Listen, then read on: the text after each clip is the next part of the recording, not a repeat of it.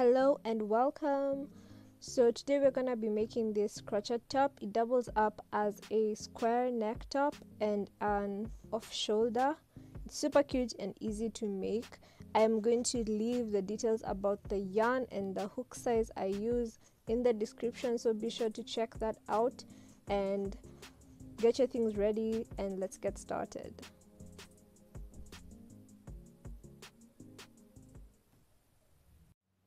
We'll first get started by making a slip knot.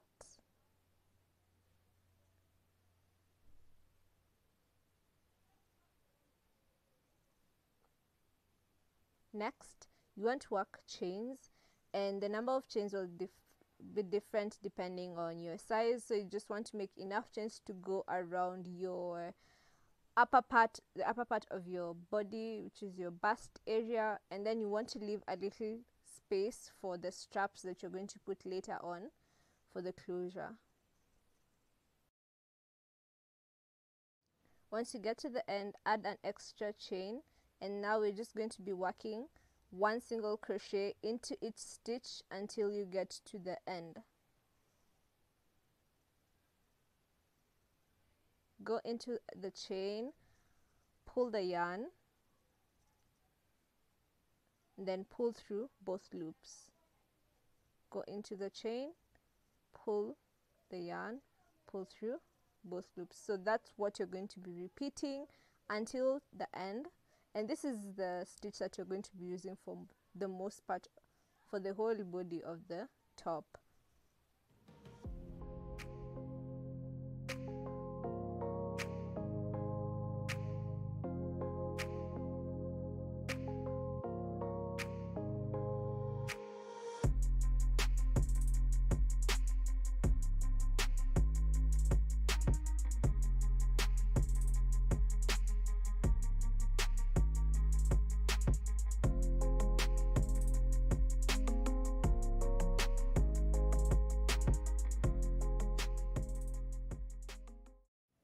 Once you get to the end, you're going to work one single crochet into the last stitch, and then you're going to chain one, turn your work, and then you want to work one single crochet into each stitch until the end, and that is what we're going to be repeating until you get to the desired width of the top.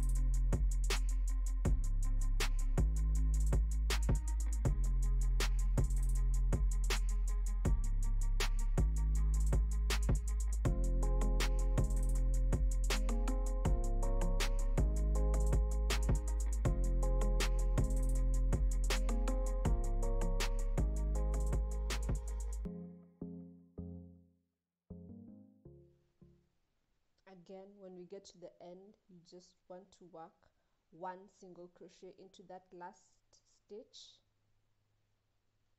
then you make your chain one, and then you'll turn your work and repeat. So this is what I had after I worked enough rows and when I got to the desired length. But as you can see, I added some rows lengthwise because the width of, like, it wasn't going completely around my bust, and I realized there was too much space for the strap. So this is just in case you need to add some, you find that maybe it's not wide, it's not like big enough to go around your bust. This is how you can add some more rows without having to deconstruct the whole thing. And I'm going to add it to the other side so you can see like how I did it.